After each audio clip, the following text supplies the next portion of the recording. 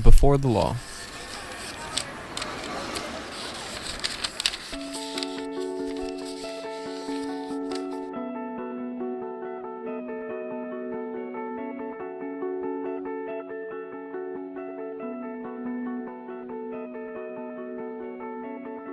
It's been a long, long time since I've memorized your face. It's been 4 hours now since I've wandered through your place. And when I sleep on your couch, I feel very safe. And when you bring the blankets, I cover up my face. I do love you. I do love you.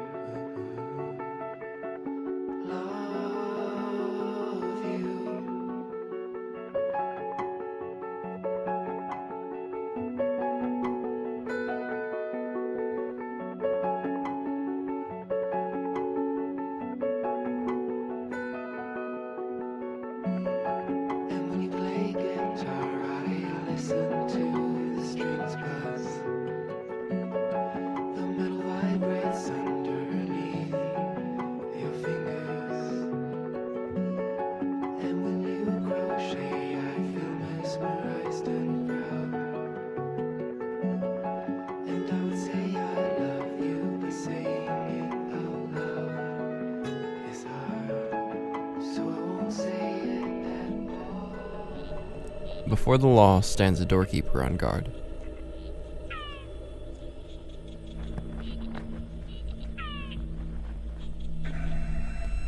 To this doorkeeper there comes a man from the country and prays admittance to the law.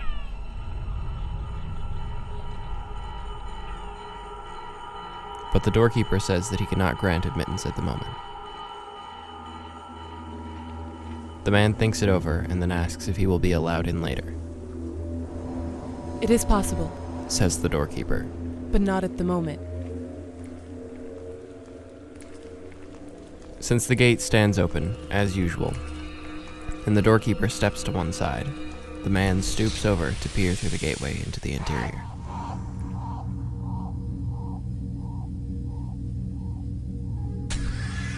Observing that, the doorkeeper laughs and says, If you're so drawn to it, then try to go in past my veto. But take note, I am powerful. And I am only the least of the doorkeepers. From hall to hall, there is one doorkeeper after another, each more powerful than the last. The third doorkeeper is already so terrible that even I cannot bear to look at him.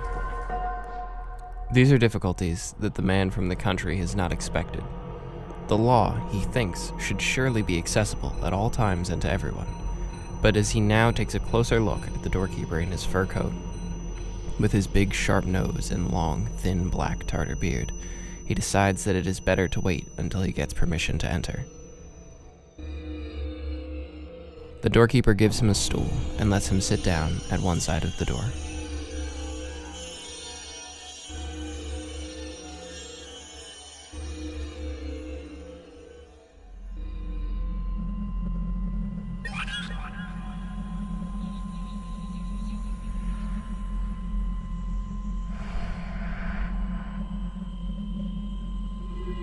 There he sits for days and years.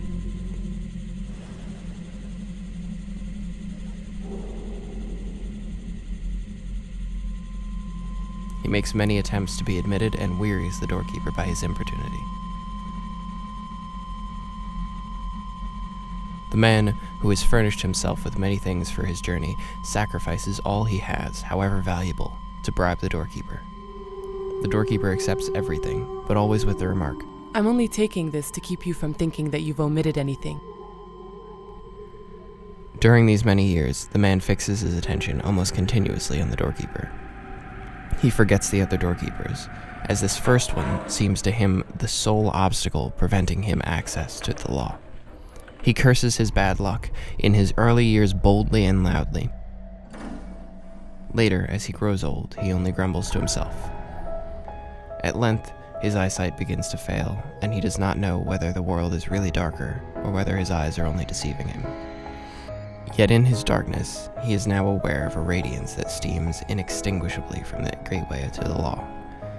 Now he has not very long to live. Before he dies, all of his experiences in these long years gather themselves in his head to one point.